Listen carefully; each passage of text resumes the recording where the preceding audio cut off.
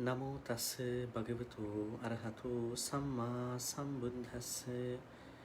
Namo tassa bhagavato arahato samma sambuddhassa. Namo tassa bhagavato arahato samma sambuddhassa.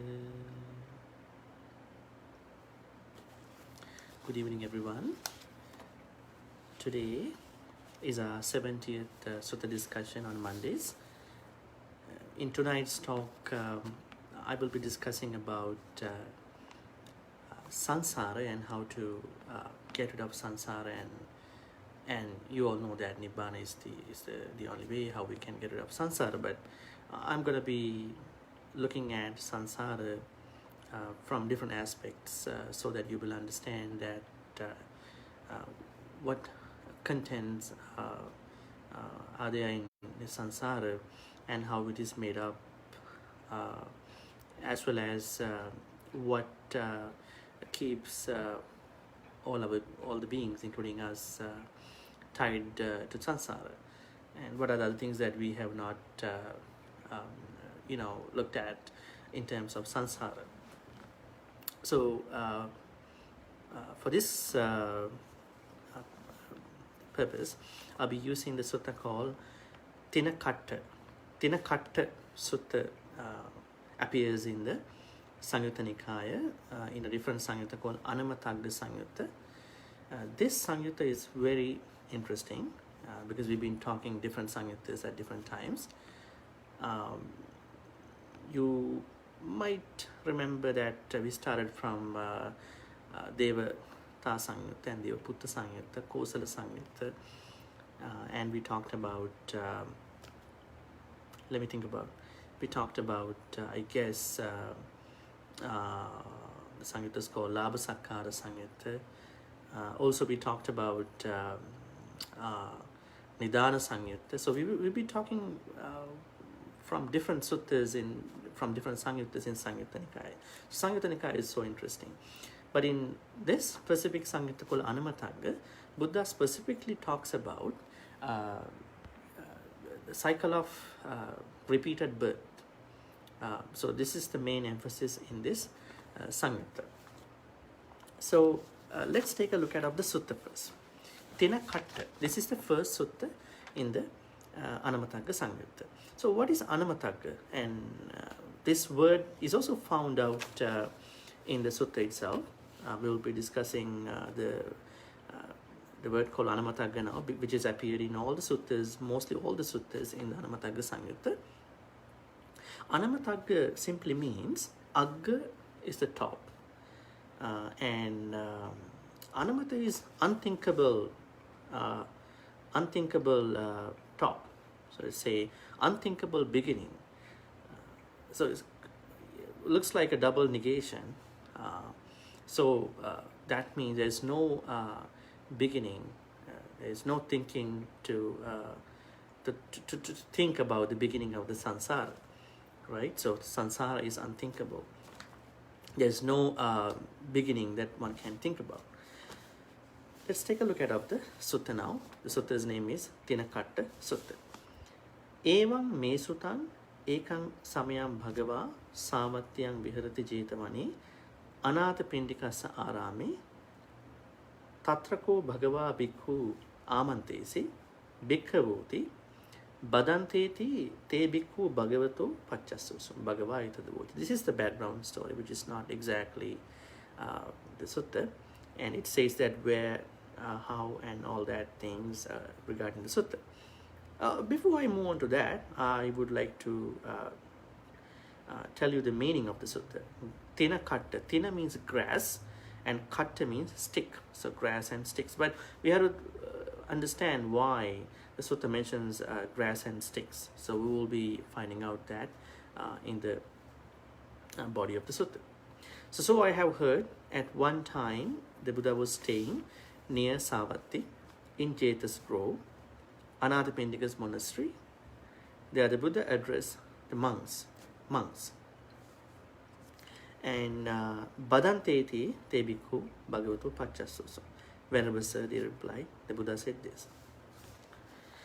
Anamataggoyang bhikkhave saṃsāro pubbā koti na paññāyati avijjā nīvaranānaṁ sattānaṁ taṇhā saṅyojanaṇaṁ sandhāvataṁ saṃsāratam. Now this is the most interesting part of the sutta. What does it mean? Monks, Saṃsāra has no known beginning. What is Saṃsāra? Now, before we talk about Saṃsāra has no known beginning, we have to understand what is Saṃsāra. In one of the commentaries we find out Saṃsāra by this definition. Saṃsāroti kandhādīnaṁ avijjinna pavattā patipāti. Saṃsāroti kandhādīnaṁ avijjinna pavattā patipāti. What does it mean? That means the unbroken continuation of the 5 aggregates is Saṃsāra. So whether you are reborn in any of the in any of the 6 places, we call them human place, heavens, asura place, animal kingdom, ghost kingdom, or hells. In these 6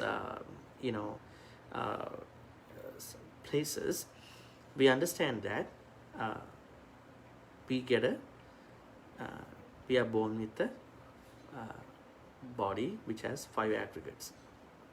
So if the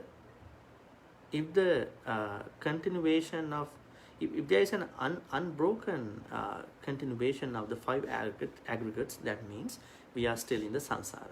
Because when you attain Nibbana, what normally happens is that you break this continuation of possessing 5 aggregates. So basically, if you own 5 aggregates, if you possess 5 aggregates, that means you are still in the Saṃsāra. Okay. And you might perhaps be confused a little bit, then what will happen to an Arahant? Arahant still in the Saṃsāra, but only until Arahant dies. Because Nibbana has 2 parts, Sopadisesa and Anupadisesa. In the Sopadisesa Nibbana, what we see is that someone attains Nibbana being alive, and then that is called Sopadisesa Nibbana Dhatu. The second part of the Nibbana is Anupadisesa Nibbana Dhatu. That means that same person passes away, and that is the completion of Nibbana. So you can't say Arahant still seems to be in the Saṃsāra, because they already broken the Saṃsāra, this thing called Saṃsāra, but still yet to die, and then that is the complete Nibbana, and there is no more Saṃsāra even at the first stage of Arahanthood. So basically, Saṃsāra means the unbroken continuity of 5 aggregates. What are the 5 aggregates? Rupa, Vedana, Saññā, Saṅkhāra, Viññāna. So we have this physical aspect of the body, and then Vedana is we have feelings, Saññā means we have perceptions, Saṅkhāra means we have formations, Viññāna means we have a consciousness. So whenever you have these 5, that means you are still in the Saṃsāra. So Buddha says Saṃsāra has no known beginning. Now, according to him, Saṃsāra has no known beginning. Somebody might question, why can't Buddha recollect any beginning? Actually, Buddha says if you want to find out the beginning of Saṃsāra, then there will be another beginning to that beginning, because that's useless, right? Useless thinking. Because according to Buddhism, nothing is independent. Everything is dependent all the time, right? So that is useless thinking. But basically, when he is talking Saṃsāra to people who are not yet Arahants, he wants to say that it is useless of thinking of a beginning. But you have to keep in mind, Saṃsāra is very scary. I'm going to talk about that scary part and the funny part.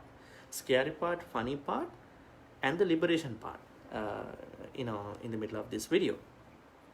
So anyways, this Saṃsāra has no known beginning. And one more thing to think about. There are a couple other meanings that people use for Saṃsāra, at different levels. Transmigration, I don't know, some English users, they use transmigration, rebirth, reincarnation, cycle of aimless drifting.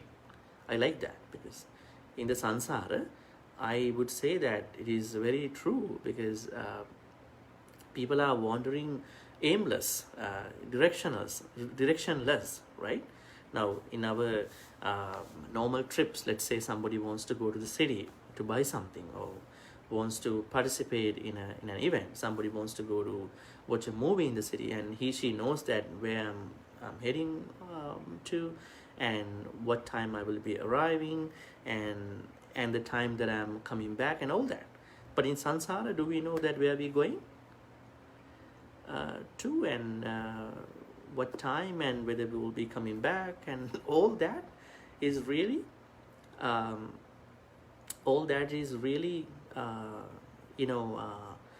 indefinite, and nobody ever knows anything about it. So that's the thing, why it is said this is kind of a directionless journey, aimless journey. And I think it is pretty scary, if you go on a journey which is aimless, you never know where you're going, and it's really scary, and you never know what you will be meeting with. That's why Saṃsāra is scary, right? Is transmigration, whatever the names you call, transmigration, rebirth, reincarnation, cycle of aimless drifting, wandering. I would rather say that Saṃsāra could be the best term. Let's use Pali.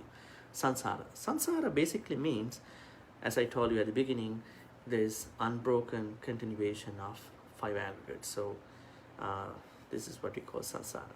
And Buddha says that Saṃsāra has known beginning. This word called anamatagga, as I told you at the beginning, it's pretty interesting. Anamatagga basically means there's no non-beginning. In Sanskrit, we call anavaragra. When you decombine that word, we will find out there's an internal combination. An, avara, agra. So avara is bottom and agra is top, and it's true, and there's no bottom, no top. But in Pali we say anamatagga means agga is the top, maybe the beginning, and anama is basically taken as unthinkable. So this particular, whatever this term as an adjective, does not possess any known thinking, like with regard to the the genesis, origin. And also Buddha says, anamataggoyam bhikkave saṃsāro pubbā koti na paññāyati. No first point is found. No first point is found. There is no first point that is to be found. What kind of a saṃsāra that he says that people can see the first point? Avijjā nīvaranānaṁ sattānaṁ taṇhā saṅyojanaṇaṁ sandhāvataṁ saṃsāratam. Okay, now Saṃsāra is always attached to two things, avijjā and taṇhā. Keep in mind, avijjā and taṇhā. So what brings you in the Saṃsāra is taṇhā. So taṇhā takes you to roam and wander in the Saṃsāra. But what does taṇhā come from? I would say, what's the cause of taṇhā? In the commentaries and in most of the suttas, it talks about this particular thing, why and what causes taṇhā to arise. It is because of avijjā. Avijjā means ignorance, basically ignorance.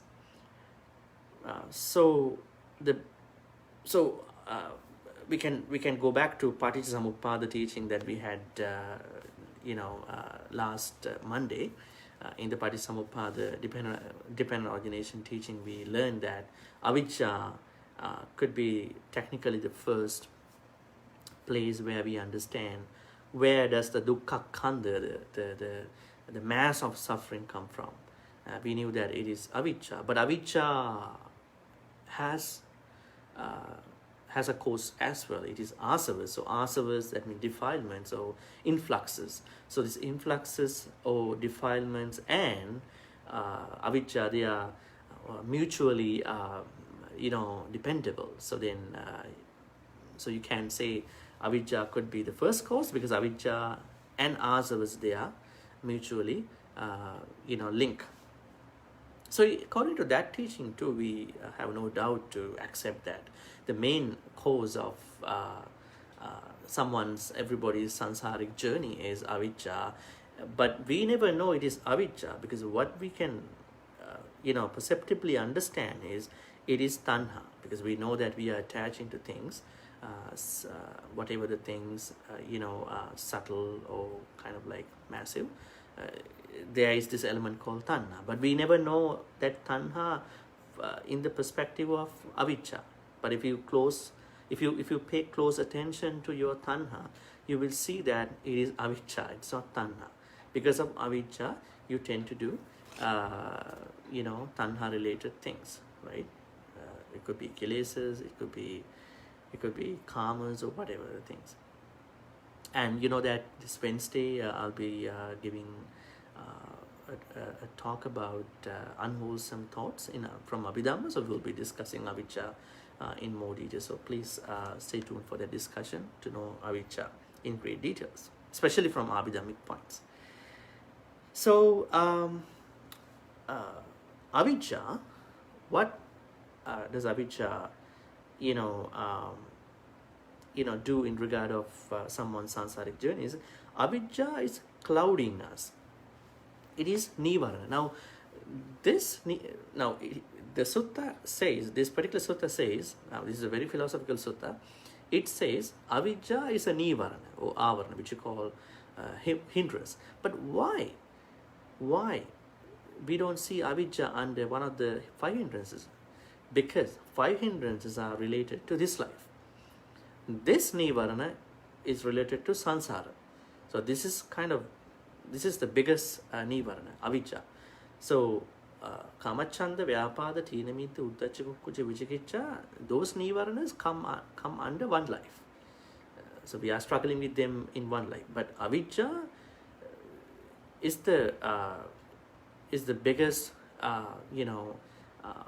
hindrance. So that's why it says that it's hindering us. It's hindering us in the saṃsāra. But we don't see that, because it's kind of clouding us. Because what we can see is the fettering part. The fettering part is taṇhā. That's why it says taṇhā saṃyojanānaṁ, avijjā nivaranānaṁ, taṇhā saṃyojanānaṁ. So what does avijjā do is, avijjā is clouding you, because you never see avijjā, because it's the first cause. But what combines you, what sort of like connects you from one life to the other life is taṇhā, so craving. So that's why we call it saṃyojana. But why do we not see taṇhā as a saṃyojana, as a fetter in one of the 10 saṃyojanas? Because we know we have a very famous popular teaching about 10 fetters. Why do we don't see taṇhā as one of the fetters?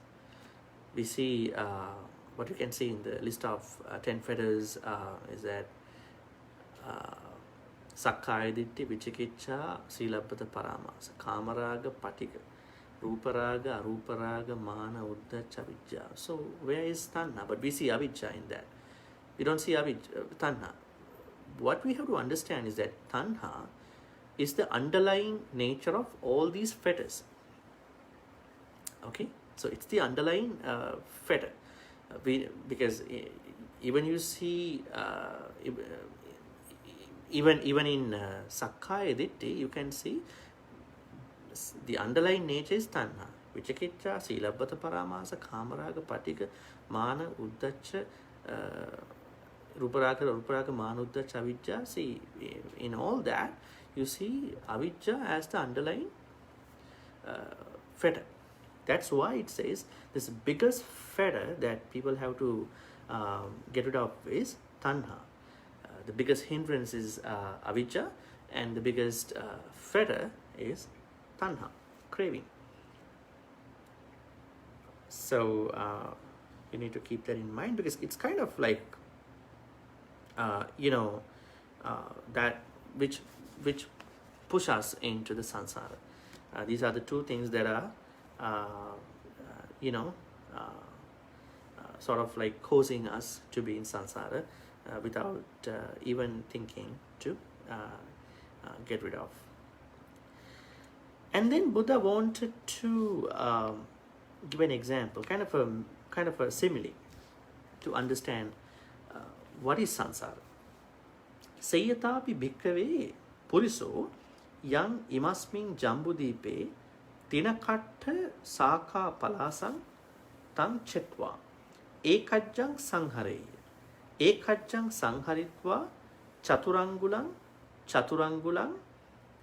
ghatikang karitva nikkipe ayam me mata tassa me matu ayam mata apariya dinnav bhikkhave tassa purisassa matu mataru asu ata imasmin jambudipe tinakatta sakha palasang parikkayang pariyadānaṁ gaccheya taṃ kissa hetu anamataggoyang bhikkhave saṃsāro pubbā koti napaññāyati avijjā nīvaranānaṁ sattānaṁ taṇhā saññojanānaṁ sandhavataṁ saṃsārataṁ. So it's a great simile.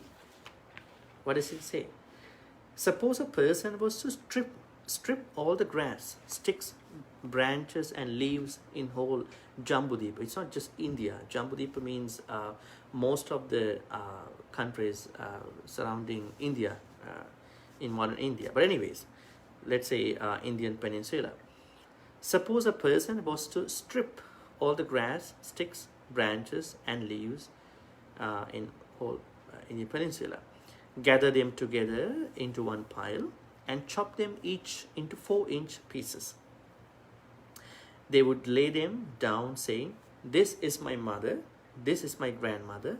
The grass, sticks, branches and leaves of whole Indian Peninsula would run out before that person's mothers and grandmothers. That means samsara is that long, right?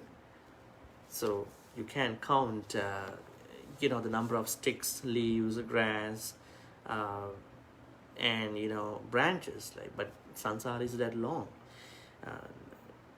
That's why we find out different teachings about samsara, the amount of samsara, in the same Samyutta. But I think I will talk a little bit about the different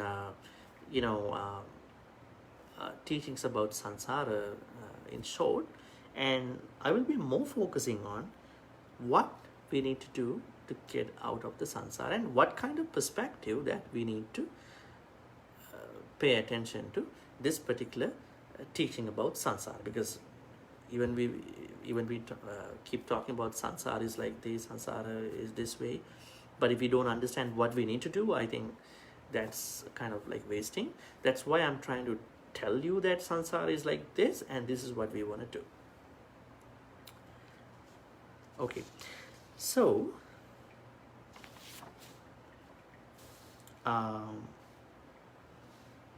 we know that the word samsara is not original to Buddhism. The word samsara is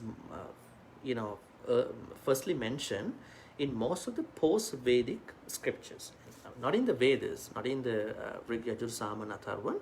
Mostly the term samsara is mentioned in the post-Vedic texts like Upanishads, where in which those post-Vedic scholars in Hinduism wanted to find out.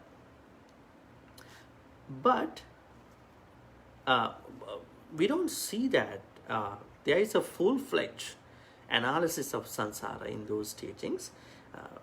But still, we can see that in the post-Vedic books like Upanishad and all that, Jainism also, we see that the religious and spiritual movements and traditions, they were kind of like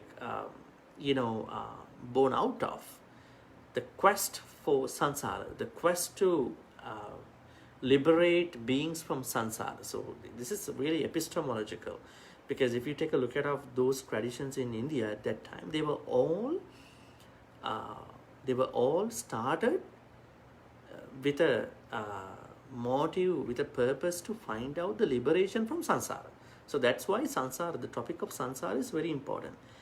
And that's also why there were a lot of traditions, a lot of movements in the post-Vedic spiritual traditions. Now, if you take a look at of Hinduism, Jainism, even in Buddhism, they have different ways of liberating from samsara. Because Hinduism believes samsara, Jainism believes samsara, and Buddhism, we definitely believe samsara, but not other most of the philosophies. But the problem is the ways and means how each tradition propose. In the Buddhist teachings, we know that we have to carefully look at samsara, because if you take a look at of Hinduism, and they talk about an unchanging soul that traverses from one life to the other life, right, which is unchanging. In Jainism, it's a bit different. But in Buddhism, the most important thing is that Buddha says there is a changing entity, there's a changing consciousness that traverses from one life to the other life. So you can't say it is a soul, it is soul, because it's always changing. Now, let's say someone dies now, and that person's consciousness is all the time, always changing, and then taking the birth in other life. Like in Theravada tradition, we believe that in the moment someone passes away, that person is reborn, just as we see in the Mahayana too. But in the Vajrayana traditions, they believe kind of an intermediate state called what's the word that they use? Brado, I guess. They say that there's an intermediate state, which we don't believe that. We say that everybody who dies is reborn without a lapse of time.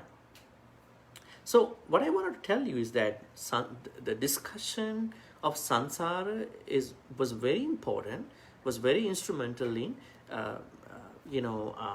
originating most of the philosophical traditions in Hinduism, Jainism, and Buddhism. And in terms of the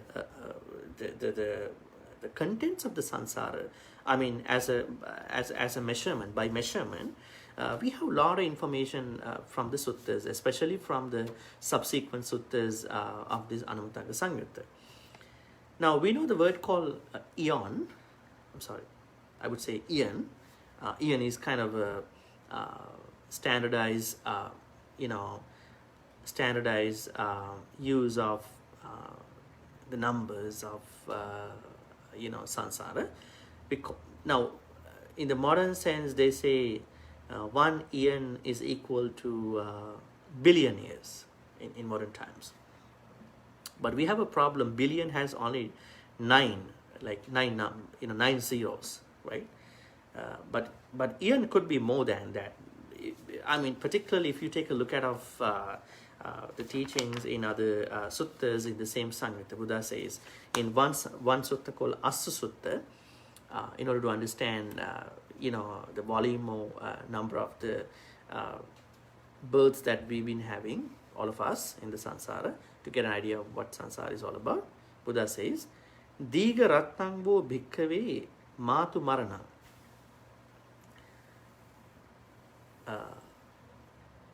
Pachanu Bhutan Tesangvo Matu Maranang Pachanu Bontanang Amanapa Sampayogo Manapa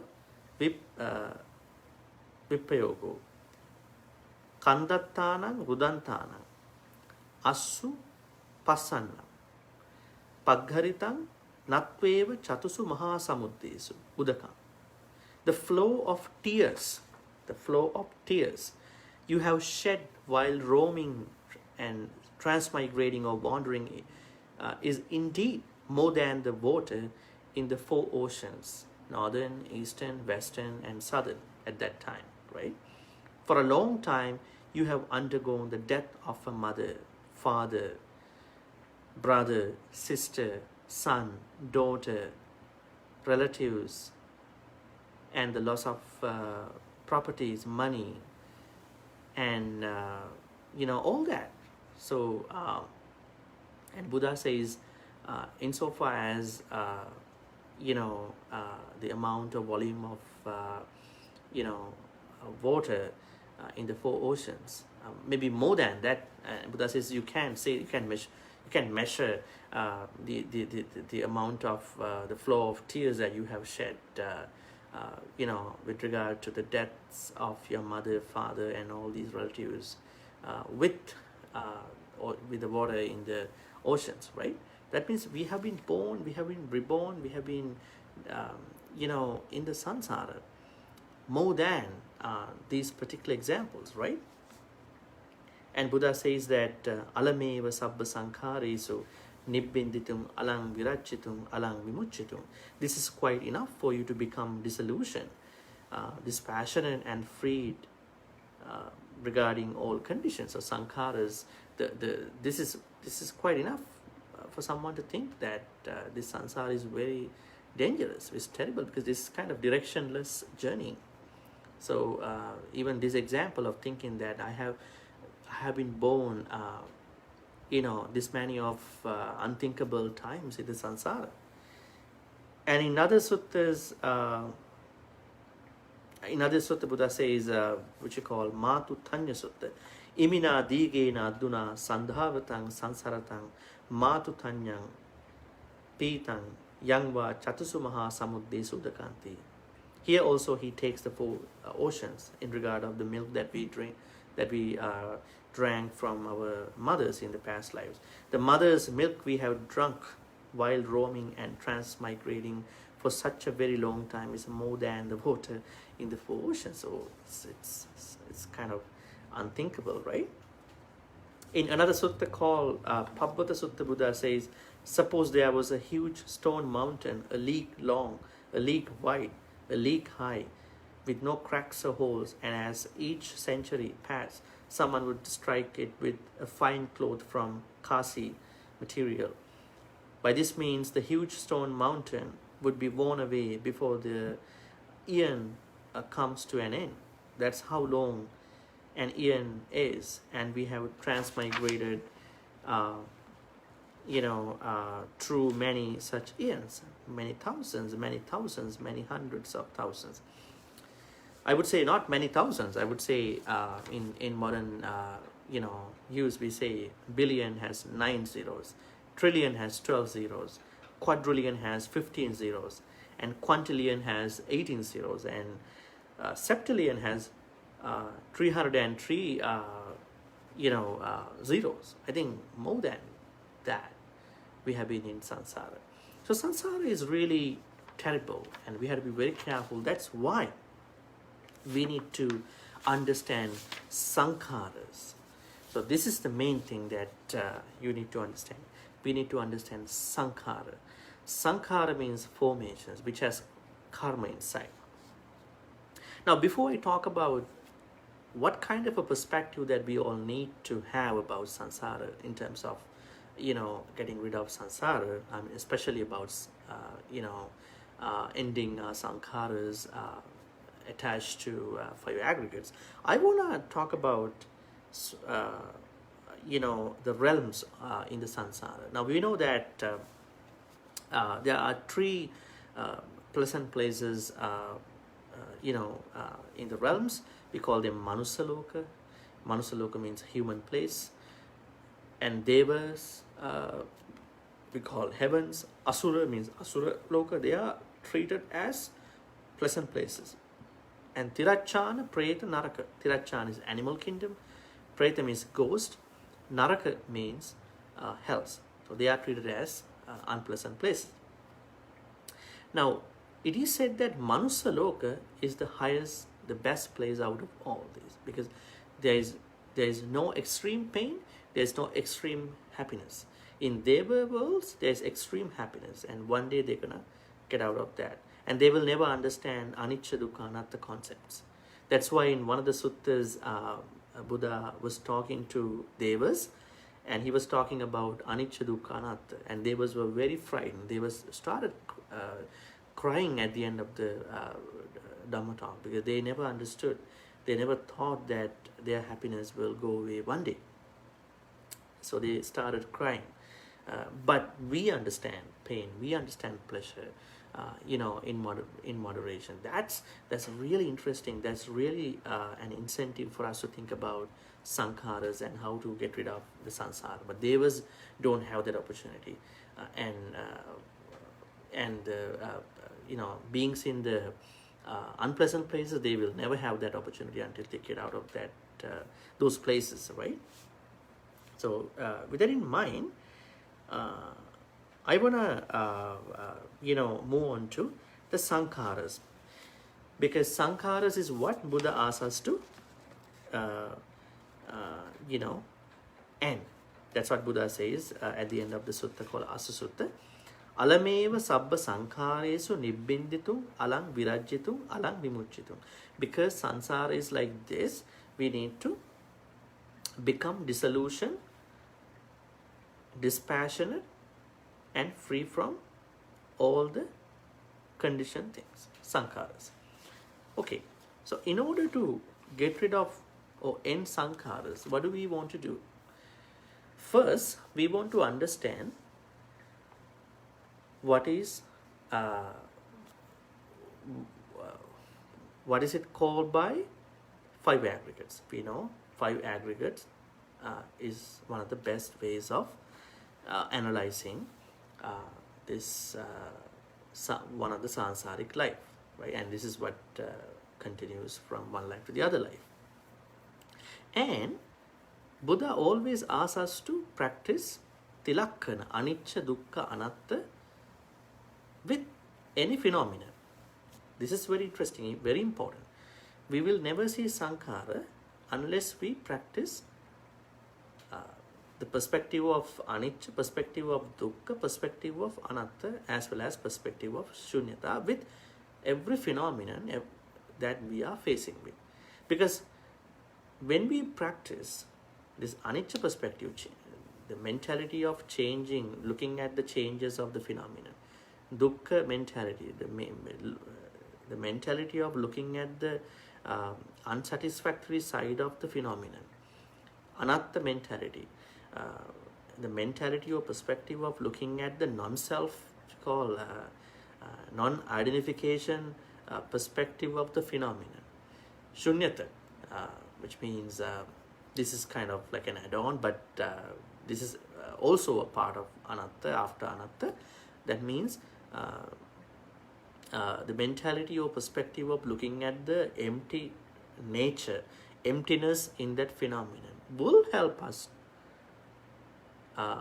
understand vipassana. This is what we call vipassana. True vipassana, we will understand paññā. We will become wise. That's when we will be able to break samsara, which will break the sankharas. Because sankharas are what takes us in the samsara. Sankharas, which are called conditioned things, are what takes us in the samsara. Because if we don't have conditions to go with, there will be no samsara too. Right? That's why Buddha always used the word called sankhara, even at the time of his death. I think it was his last piece of advice. Vaya Dhamma sankhara appamadena sampādi. This is his last word, right? And he said that Vaya Dhamma sankhara. So sanskaras are subject to change. Do not attach to the sankharas, but try to understand the unconditioned part of this phenomenon. Unconditioned part means asankhara, that means nibbana. So the only way to break the sankhara is that you need to understand what causes us to be in samsara. That is this clouding part called avijjā. Second, you need to understand, because of this clouding nature, because of avijjā, we are attached to taṇhā, and we have taṇhā. Taṇhā takes us in this directionless, aimless journey. And then you need to understand what are the subsequent conditions where we don't see taṇhā, but they are taṇhā. They are 10 fetters. Sakkāya diṭṭhi, vicikicca, sīlabbata paramāsa, kāmarāga, patigha, rūparāga, arūparāga, mānuddacca, avijjā. So these are the 10 main fetters, but in all those 10 fetters, the underlying fetter is taṇhā. Okay, so that's very interesting too. So when you want to deconstruct your sankharas, I mean condition mentality, or perspective of conditions, you need to understand this avijjā, how the avijjā is clouding us, and then how, because of that clouding nature, avijjā, how we are journeying in the Saṃsāra aimless or directionless. Okay, so that should be understood. At the same time, you need to practice anicca dukkha anatta with every phenomenon, because it's very, very important. And when you practice vipassana, I mean, vipassana means practicing anicca dukkha anatta and being able to see anicca dukkha anatta in every phenomenon, then you will be practicing vipassana. On the other hand, you will get insight. That means vipassana, seeing things as they are, not seeing things as we are. So you are in a better place to look at sankharas. But now, if you don't look at every phenomenon, from a perspective where you don't see the changes in those phenomena, or where you don't see the unsatisfactory nature of those phenomena, if you don't see the non-identification part of those phenomena, if you don't see the emptiness part of those phenomena, you will never gain insight, vipassana. So you will get vipassana only by looking at the changing nature, unsatisfactory nature, non-identification nature, and emptiness nature of every phenomenon, so that you will get vipassana. And through vipassana, what will happen is that you will become wise, which is called paññā. I mean, this process, this path of paññā is very descriptive. That's what we see in the Eightfold Noble Path, because you are simultaneously practicing Eightfold Noble Path, so that you will end sankharas. That means you are ending your Saṃsāra too. So please keep that in mind. That's very interesting. And then come to a point where we see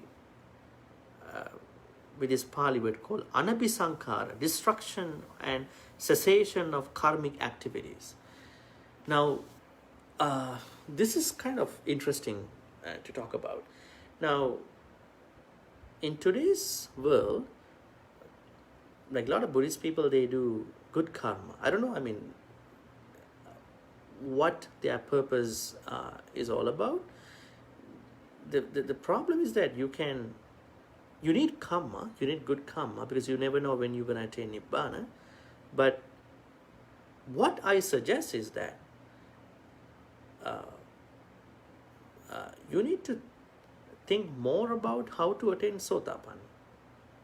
Some people, they always wish a good life and all those material gains.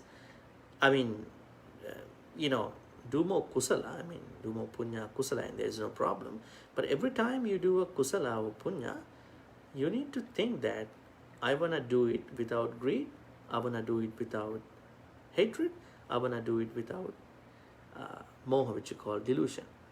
Because if you want to do a good thing, like a kusala, and at the same time you think about gaining something in the next life, I think you have moha, I think you have lobha, I think you may have dosa as well at some point, because if you don't get it in a future life.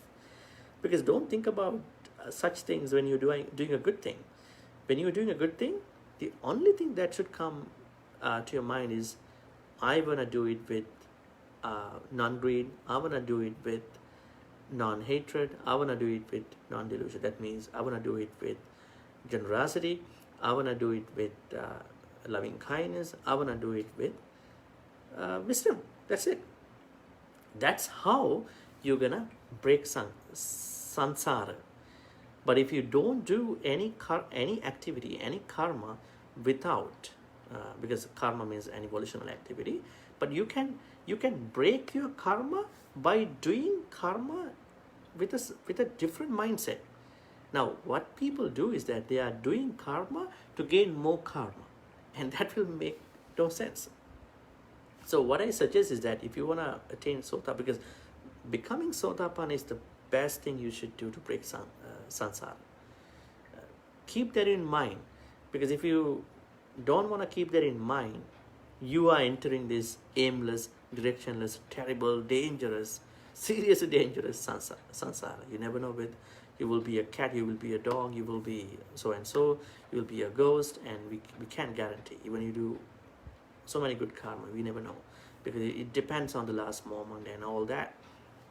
So the best thing is that whenever you are comfortable as a human, just as how you listen to this talk, I encourage you to do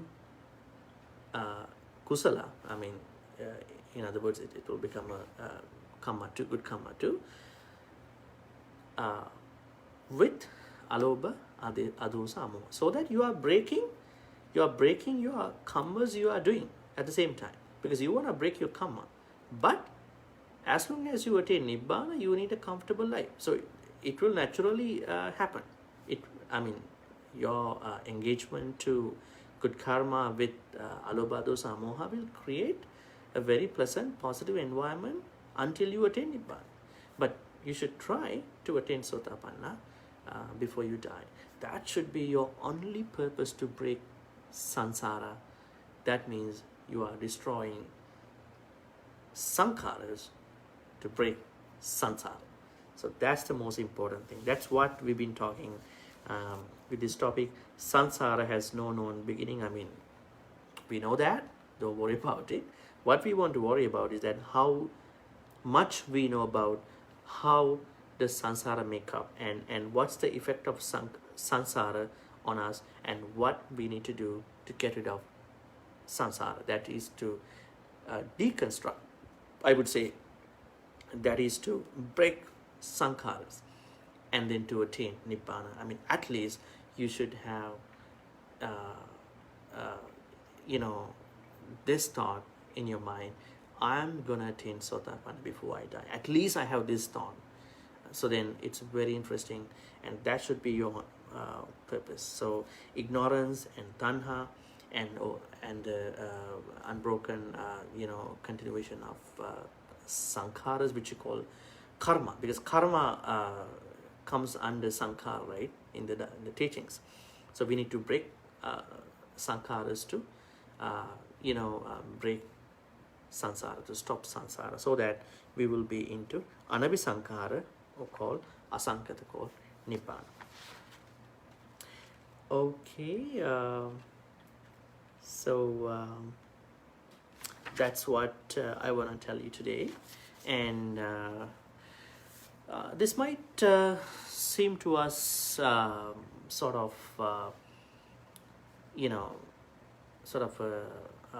wise thinking. Yes, I mean, we need to be wise all the time. That's why I encourage you to understand avijjā, and then taṇhā, and then sankhara, and then saṃsāra. So the only way to break saṃsāra is to break or deconstruct or stop sankharas. If you expect a lot of things in future lives about doing good things, that will continue your saṃsāra. So try to do good things without lobha, dosa, moha, even for the good things.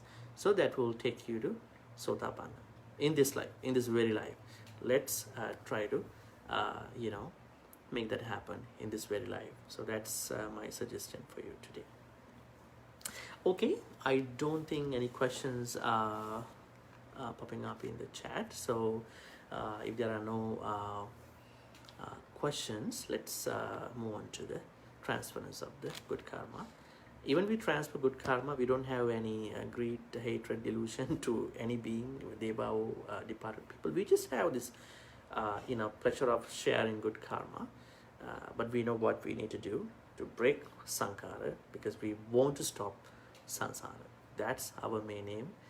we can do that by being as into 3 characteristics called anicca dukkha anatta, so that we will get insight called vipassana, and then we will become wise. So wise means we have to practice Eightfold Noble Path.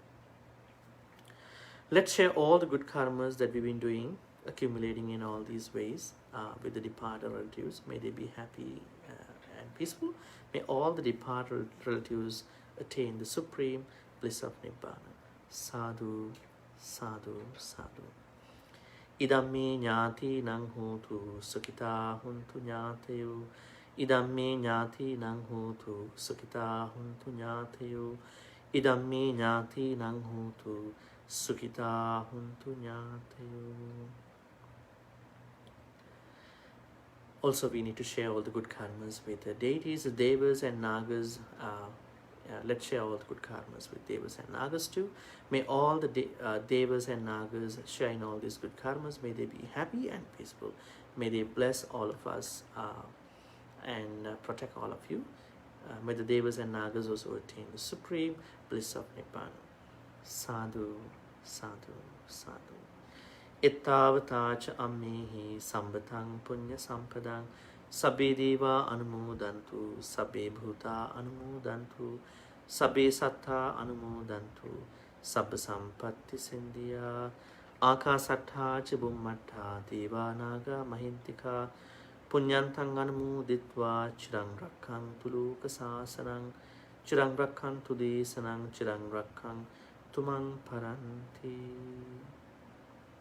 Finally, let's make a great wish. May all the good karmas we've been accumulating by discussing Dhamma, sharing Dhamma, engaging in Dhammic perspectives throughout the time, be helpful for all of us to attain the supreme bliss of Nibbana. That is the main aim of our Sutta discussion, to break the Saṅkhāra, to stop Saṃsāra, so that we will be okay. Sadhu, sadhu, sadhu. Abhivādana sīrisa niccang vaddhā pacāyino chattharu dhamma vaddhanti ayuvanno sukhang balang ayurārogya sampatti sagga sampatti mevaca ato nibbāna sampatti iminati samicchatu.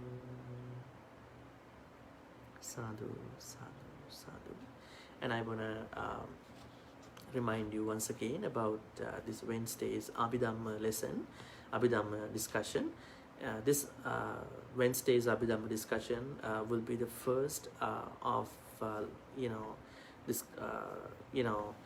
discussing about the chittas. This Wednesday I'll be discussing the 12 unwholesome thoughts, and how I would say not the thoughts, unwholesome consciousness, the state of consciousness. 12 states of unwholesome consciousness. There are 8 greed-based state of unwholesome consciousness, and there are 2 hatred-based unwholesome state of unwholesome consciousness. There are 2 ignorance-based unwholesome state of unwholesome consciousness. So please stay tuned, because we will be studying the elements of how these lobhas based thoughts and dosa based thoughts, moha based thoughts, in short, how does lobha arise, how does dosa arise, how does moha arise, especially from an abhidhammic point. And they are really helpful for us to understand lobha, dosa and moha in our daily life. Okay, so have a good night, take care.